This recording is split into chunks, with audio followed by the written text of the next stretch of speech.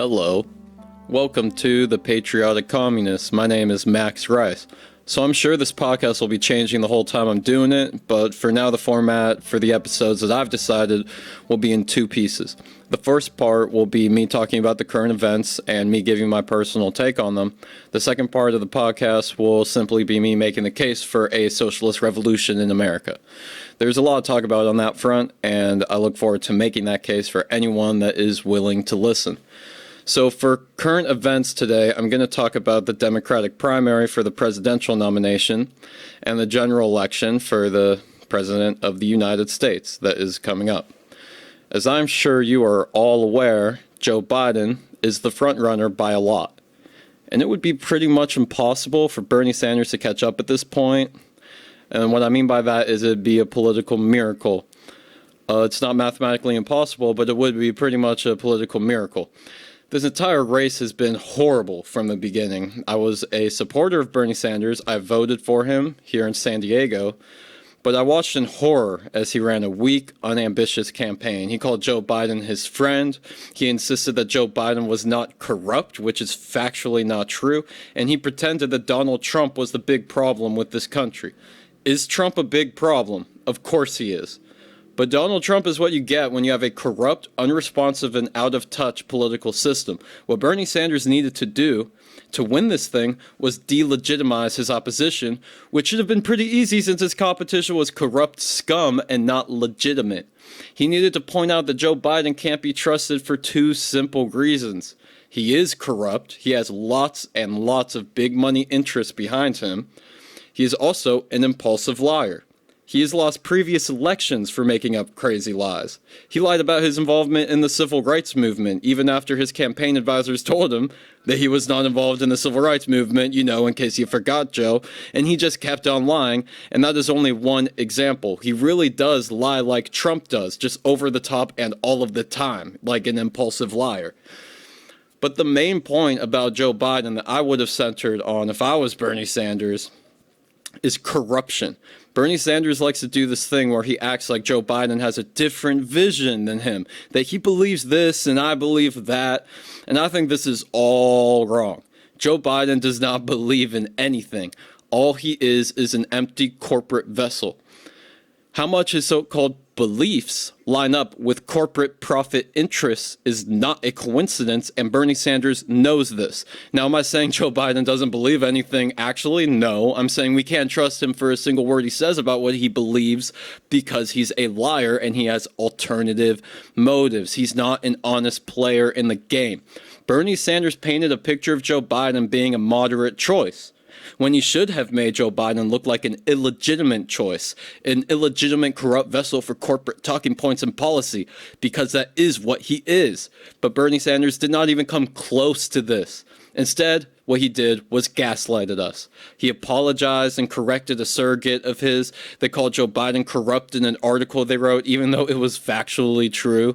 That's straight up gaslighting your base. I mean, that's what that is.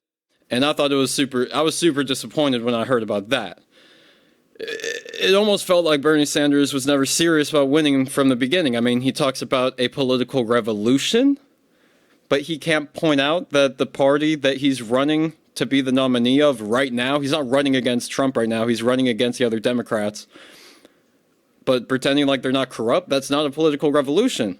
Especially when they are corrupt. They're super, super corrupt. And everyone knows it, too. It's not like a secret. You don't need to win people over. They know it. But I have another problem with the Sanders campaign. And I'm surprised how little I've heard about this, honestly, about people calling him out for this. So last week, the Democratic primary continued in multiple states, including Florida, Illinois, and others, despite the COVID-19 pandemic and the CDC's recommendations for reducing the spread of this pandemic. Not only this, but the DNC actually told the states that they would take away delegate power from these states that canceled their election or moved the date too far back. This is horrendous. People will die because of this. I really can't think of a more irresponsible thing to do during a pandemic than continue to hold an election. And what did Bernie Sanders do? He went along with it. The Bernie Sanders campaign told their supporters that voting during the pandemic was a personal choice. What the fuck? I could not think of a better time to drop out, denounce the entire primary and the DNC. You're already losing. What the hell do you have to lose? Instead, you're complicit in murder, in manslaughter, essentially. Joe Biden was even worse, obviously. I mean, as you'd expect, encouraging people to go vote if they had no symptoms. But guys, I have real standards for Bernie Sanders. I expect Bernie Sanders to take no corporate money, and I expect him to not be complicit in spreading a fucking pandemic. I don't expect anything from Joe Biden, and I'm shocked that the left has not gone after Bernie Sanders for this. They say, well, the media would have accused him of exploiting a crisis since he's losing. And my answer, I don't care. When has the media been fair to Bernie Sanders ever? When shit hits the fan is when you see who the real leaders are. And I hate to say it, but Bernie Sanders is not that leader, and I don't know who is. Now, I have some other thoughts about the general election that's coming up, which I think it's fair to say it's going to be Joe Biden versus Donald Trump. So to anyone that is planning on voting for Joe Biden because he is the lesser of two evils, you are wasting your time. Joe Biden has already lost. There is no way in hell he can beat Trump. Joe Biden is a corrupt, neoliberal warmonger who loves sending manufacturing jobs overseas and fracking our own land. These same things were true with Hillary Clinton. She lost. The difference between the two of them is that Joe Biden can't even speak. He's actually losing his mind in front of all of us. At least Hillary Clinton could speak coherently, and she still lost. Donald Trump is going to be the president for the next 4 years, pretty much no matter what at this point. So why vote for the lesser of two evils? Why not vote for your morals? Why not look up third-party candidates, read up on their platforms, and support the ones that reflect your principles and ideologies the best? That's how you actually send a message to our politicians about what you believe in. If you vote for Joe Biden because Trump is worse, the system is going to interpret that as another voter who is willing to get ripped off and who does not mind corruption in the system and corporations forming political action committees for the purpose of influencing our nation's legislative agenda with large sums of money.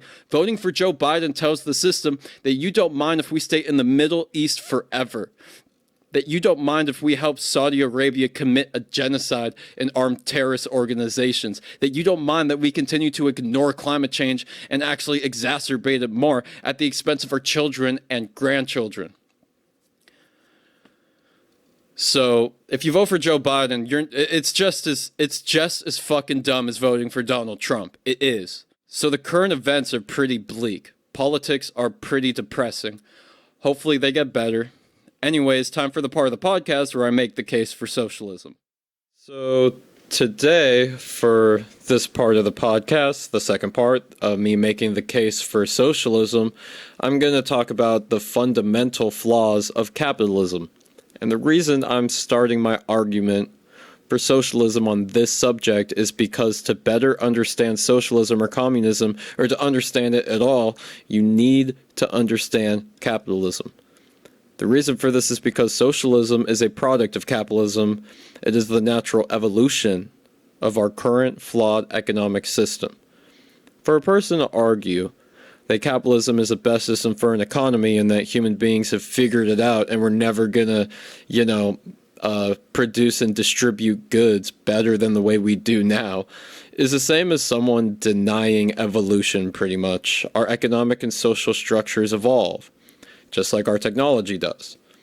This is the reason that I say socialism and communism is inevitable. Now, I also want to mention capitalism is good at some things. When it comes to innovation, when it comes to technology advancing, capitalism is good. It does it really well. The flaws in capitalism vastly, in my opinion, outweigh the benefits of it. One of the biggest problems with capitalism, which is right at its core of it, is that you're incentivized to exploit others in order to achieve success. If someone hires you for any job, it is understood that you're going to be paid an amount that is worth less than your work is. Otherwise, they wouldn't hire you. It is not a question of morality, but due to the profit incentive, this is how it works. If you owned a small business and hired 5 people in order to expand, then you're most likely going to increase your own salaries well over time at the very least, and that's at the expense of the profit that is produced by the workers who agreed to be exploited. It's a system that is based on this incentive for us to exploit each other. Again, this does not make employers evil. It's literally built into the global economic system of capitalism. We need to create an economic system that incentivizes the best in us, not the worst. It's not a coincidence that CEOs are disproportionately psychopaths. An economic system that incentivizes corruption, pollution, exploitation, cutthroat competition is not a healthy one or a sustainable one.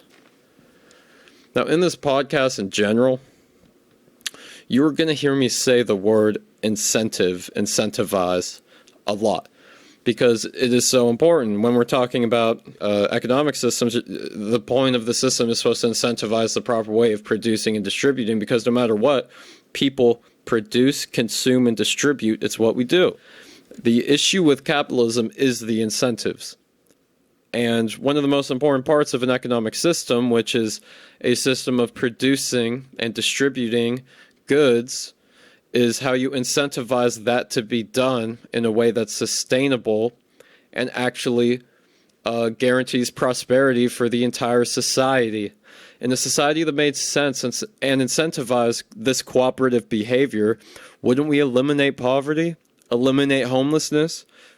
In a system that actually worked, those things wouldn't be there. When people associate the large number of people that died from starvation in the Soviet Union or communist China with the failures of communism, which to a certain extent they are, but it's a lot more complicated than that, and they were horrendous tragedies. But it's not as simple as communism is bad. It has to do with the world wars and Russia not being properly industrialized and a number of other things. Historical context matters, even if capitalists pretend that it doesn't matter. My question, though, is why don't those same people mention that the FAO estimates that as many as 25,000 people lose their lives every single day as a result of hunger? That's 9.1 million people who die of starvation every year. Today, some 821 million people are suffering chronically from hunger. And this is under a global capitalist system in an age where we have more than enough food to feed everybody. If we have enough food and we have the technology to distribute it properly, which we do, it is an atrocity that this is happening right now. It's not a lack of food. It's not a lack of technology. It's a lack of incentives in the global economic system. With a socialist or communist global economic system and today's technology, those stats would not be the case. They just would not be. Anyways, that is my ranting about my case for a socialist revolution. It is time. The people are desperate. And in the next episodes, I'm going to be talking more about, the COVID-19 situation, the economic depression situation, because those two things are really going to be the needle that popped the bubble for a revolution to happen. I'm convinced that there's a revolution coming. And I just really hope that it's a socialist revolution and not some horrible fascist one or military coup or something bad. This is the time where we push for what's right, and we try to make a system that actually works for people. Anyways, everybody stay safe, stay inside. This COVID-19 shit is no joke. Look out for each other, and I would love to see y'all next week. Thanks so much for listening to this episode of The Patriotic Communist. All of the music you heard in this podcast was produced and performed by me, Max Rice, and if you would like to check it out, just search Max Rice on any streaming platform. That's MAXRICE. Yes, like the food rice. This is Max Rice signing off. lesson of questions and attentions. Money equals power, we gotta kill this connection. These force-fed concepts make no sense. How y'all hating immigrants and we controlled by the 1%. Zombified by screens, dehumanization comes easily. All I hear are American supremacists, but this line of thought is a normality, full of fallacies while we stay combative overseas. Laws and moral laws, as far as I can see, and no one cares because of the mass distractions. We're expected to not question how the government uses our taxes, unless it's helping people. Then they ramble like that's all to see. Though we need to free the people, we need a fucking hero. We need some MLK, FDR style of change. We're full of pain and ignorant, but won't live in fear. Though we need some yellow vest, bulletproof vests and bold claims. We need that fire in our hearts that can't be tamed. We need to reject and correct our collective violent actions, but it won't happen. Fuck, we're all distracted.